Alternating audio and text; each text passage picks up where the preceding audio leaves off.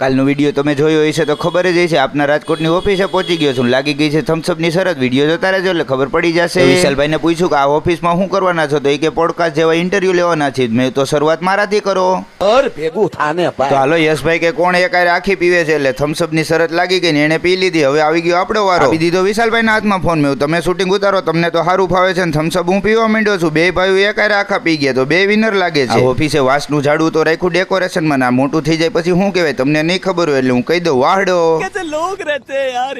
પછી હું વિશાલભાઈ ફોનમાં વાત કરતા હતા, પૂછવા આવી ગયો મેં આપના રાજકોટની થમ્સઅપ પીધી છે, પચશે કે નહીં? કે હા પચી જાય. તો દિવાલ ઉપર એવોર્ડ ટાંગ્યો તો યુટ્યુબ નો, તો મેં જોઈ તો લઈ આપણે, એટલે ખખડાવીને જોઈ લીધું. સારું જ છે, એટલે હવે આપણું ટૂંક સમયમાં આવે છે. વિશાલભાઈને કીધું આવો તમે દુકાને, પછી આપણે મળીએ છીએ. એટલે રામ રામ કરીને હું જાઉં છું દુકાને જલ્દી. હાલો તો આપણે લઈ લીધી છે કાવાસાકી ને આવી ગયો રોડ ઉપર ને પહોંચી ગયો દુકાને.